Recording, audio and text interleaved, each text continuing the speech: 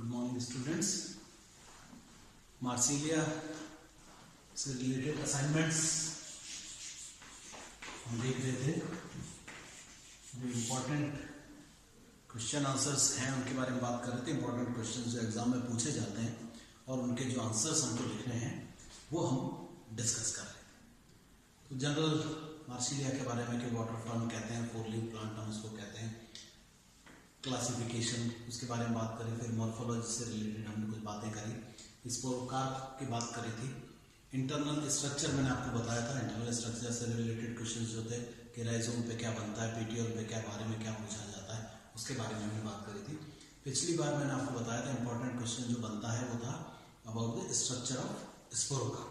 स्पोरोकार्प का बाह्य आकार का भी पूछ लेते हैं कि स्ट्रक्चर कैसा दिखाई देता है, या फिर उसका आंतरिक संरचना के बारे में ही पूछ लेते हैं। तो आंतरिक संरचना में मैंने बताया था कि जब स्पोरोकार्प की आंतरिक संरचना हम देखते हैं तो बेसिकली तीन तरह से उसकी आंतरिक संरचना देखी जा सकती है।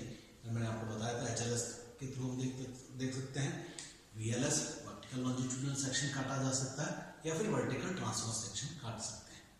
और उसमें मैंने आपको बताया था कि जो इंपॉर्टेंट क्वेश्चन पूछा जाता है वो अबाउट HLS होता है कि मार्सिलिया की आंतरिक संरचना का अगर वर्णन करना है, सिर्फ पूछा है तो मैंने आपको बताया था कि HLS हम बनाएंगे ताकि क्योंकि उसके अंदर क्या होगा कि पूरा सोरल अरेंजमेंट हमको दिखाई दे जाएगा और किस तरह से माइक्रोस्पोरेंजियम, गुरु बीजाणु धानियाँ और लघु बीजाणु धानियाँ लगी हुई है वो हमको दिखाई देता है। तो HLS बहुत इंपॉर्टेंट होता है, उसके बारे में बात करनी है। अब इससे आगे जो क्वेश्चन बनते हैं, जो इंपॉर्टेंट क्वेश्चन जिनके बारे में मार्सिलिया में हम बात करते हैं, उसमें क्या होता है about the development of sporangium, बीजाणु धानी का निर्माण कैसा होता है। तो एग्जाम में जो क्वेश्चन पूछा जाता है मार्सिलिया के अंदर बीजाणु धानी, वो बीजाणु धानी का मतलब चाहे गुरु बीजाणु धानी है चाहे लघु बीजाणु धानी है, वो कैसा है। तो development of sporangium one word में जो पूछा जाता है, डेवलपमेंट ऑफ स्पोरेंजियम कैसा है। तो मैंने आपको बताया था कि यहाँ का जो डेवलपमेंट होता है वो मार्सिलिया के अंदर वो कैसा होता है, लेप्टोस्पोरेंजिएट टाइप।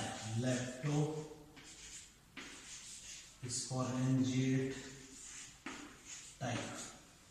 लेप्टोस्पोरेंजिएट का मतलब क्या होता है, दो तरह का डेवलपमेंट बीजाणु धानियों का होता है, दो तरह से। एक होता है यूस्पोरेंजिएट। यूस्पोरेंजिएट में आप जानते हैं ग्रुप ऑफ मदर सेल्स मिलके निर्माण करती हैं बीजाणु धानी का। लेकिन यहाँ पर चूंकि हाई टेरिडोफाइट है, एडवांस टेरिडोफाइट है, तो इसका जो कैरेक्टरिस्टिक फीचर है वो ये कि लेप्टोस्पोरेंजिएट फर्म है, ऐसा हम बोलते हैं। लेप्टोस्पोरेंजिएट का मतलब क्या होगा कि जो बीजाणु धानी बनेगी वो सिर्फ एक सिंगल सेल से पूरी बीजाणु धानी का निर्माण होगा। देखिए बीजाणु धानी है, इसके अंदर बीजाणु का फॉर्मेशन हो गया, मान लीजिए माइक्रोस्पोरेंजियम है, तो जो बीजाणु इसके अंदर बनेंगे वो सारे इस पूरी बीजाणु धानी का निर्माण मीन्स जो वॉल लेयर भी है और जो स्पोरोजिनस टिश्यू जो अंदर होगा जिसके अंदर स्पोर्स का फॉर्मेशन होगा, इस पूरी बीजाणु धानी का निर्माण सिंगल मदर सेल से होगा। सिंगल मदर सेल, एक मात्र कोशिका, एक ही मात्र कोशिका होगी, उससे पूरी बीजाणु धानी का स्पोरेंजियम का जब निर्माण होता है उस कंडीशन को हम कहते हैं लेप्टोस्पोरेंजिएट कंडीशन।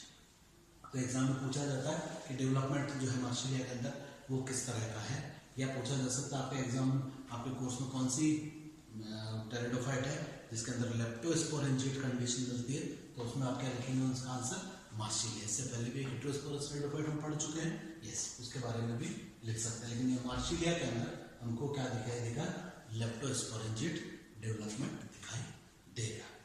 तो बीजाणु धानी चाहे माइक्रोस्पोरेंजियम है चाहे गुरु बीजाणु है, आप दोनों के अंदर जो है डेवलपमेंट हमेशा कैसा होगा, लेप्टोस्पोरेंजिएट टाइप। और आप जानते हैं जो है किस तरह का है, ऊपर गुरु बीजाणु धानी है और साइड में लघु बीजाणु धानियाँ लगी हुई है, छोटा होगा साइड में। माइक्रोस्पोरेंजियम जो होगा वो इस रिसेप्टेकल के साइड में होती है। माइक्रोस्पोरेंजियम लगे रहते हैं इस तरह से दो दोनों तरफ, और टॉप के ऊपर हमेशा क्या होता है, मेगास्पोरेंजियम, गुरु बीजाणु धानी यहाँ पर होगी। इसका डेवलपमेंट यहाँ टॉप पे होगा रिसेप्टेकल के, और ये साइड में बनेंगे। तो दोनों का जो डेवलपमेंट होगा वो हमेशा लेप्टोस्पोरेंजिएट टाइप का होगा। चलिए, अब बीजाणु धानियाँ बन गई। बीजाणु धानियों का क्या काम होता है वो आप जानते हैं, उनके अंदर बीजाणुओं का निर्माण होगा जो हमारे स्पोर्स हैं उनका फॉर्मेशन होगा। मार्सिलिया हेटेरोस्पोरस टेरिडोफाइट है। हेटेरोस्पोरस का मतलब विषम बीजाणु टेरिडोफाइट है, मतलब अब यहाँ पर एक से अधिक प्रकार के जो स्पोर्स हैं उनका फॉर्मेशन होगा। तो जो क्वेश्चन पूछा जाता है एग्जाम में वो पूछा जा सकता है, मैंने पहले भी आपको बताया था कि किन्हीं दो हेटेरोस्पोरस टेरिडोफाइट्स के नाम बताइए जो आपके कोर्स में है या जो आपने पढ़े हैं।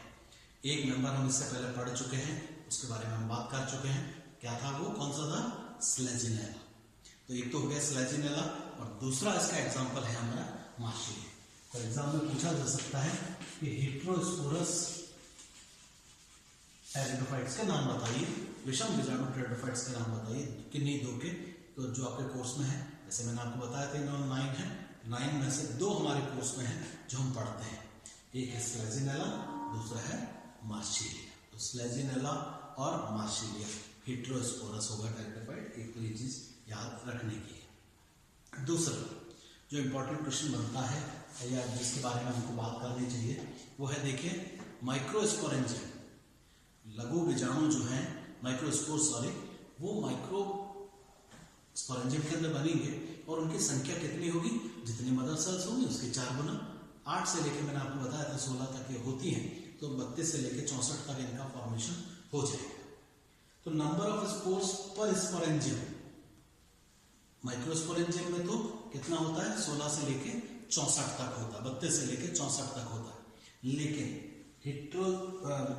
मेगास्पोरेंजियम के अंदर जो मेगास्पोर बनता है, फंक्शनल मेगास्पोर बनता है, उसकी संख्या कितनी रहती है, 1। ज्यादातर स्पीशीज है सारी, उनके अंदर आप देखेंगे कि फंक्शनल मेगास्पोर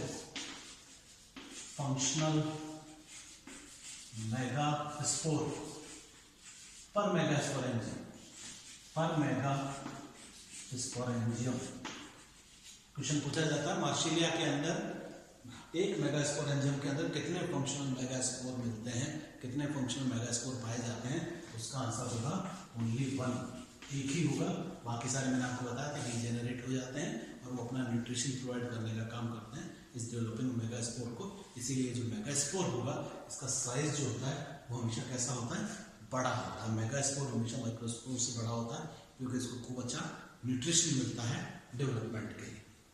तो मेगास्पोरेंजियम के अंदर एक ही मेगास्पोर मिलेगा, माइक्रोस्पोरेंजियम में तो बहुत सारे मिलेंगे। जनरली मैंने बताया आपको 32 से 64 उनका नंबर होता है, लेकिन मेगास्पोरेंजियम के अंदर एक ही मिलेगा। तो एग्जाम में क्वेश्चन पूछा जाता है कि what is the number of functional megaspore पर मेगास्पोरेंजियम इन मार्सिलिया। मार्सिलिया के अंदर एक गुरु बीजाणुधानी के अंदर कितने गुरु बीजाणु पाए जाते हैं फंक्शनल, तो उसका मतलब होता है नंबर होता है 1, हमेशा एक ही होगा। या पूछा जा सकता है किस टेरिडोफाइट के अंदर ऐसा होता है, तो आप आंसर लिख देंगे मार्सिलिया। मार्सिलिया के अंदर ऐसा होता है। तो गुरु बीजाणुधानी के अंदर सिर्फ एक ही गुरु बीजाणु का फॉर्मेशन होगा। ये एक इंपॉर्टेंट क्वेश्चन जो है वो बनता है, जिसके बारे में हमको थोड़ा सा याद रखना चाहिए। चलिए, गुरु बीजाणु बने चाहे आपका लघु बीजाणु बने, बीजाणु बन गए, बीजाणु का क्या काम होगा, बीजाणु का एक ही काम होता है, बीजाणु जब भी जर्मिनेट करता है क्या करता है, गैमेटोफाइट का फॉर्मेशन करता है। मैंने आपको बताया था कि जब ये बीजाणु बन जाते हैं, परिपक्व हो जाते हैं, तो क्या होता है, हमारा स्पोरोकार्प टूटता है और इस स्पोरोकार्प के टूटने से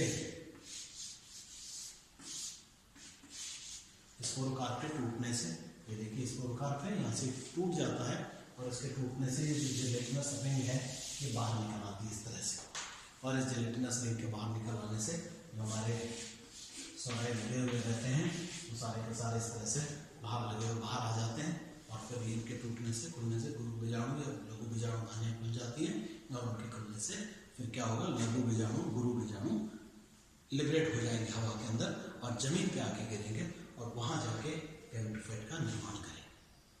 तो स्पोर हमेशा जर्मिनेट करके क्या बनाता है, गैमेटोफाइट का फॉर्मेशन करता है।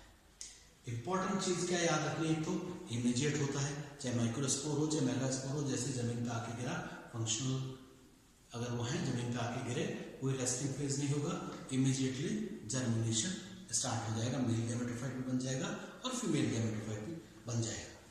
याद रखने की चीज जो है वो ये क्या है, कि जो गैमेटोफाइट बन रहा है वो कैसा होगा।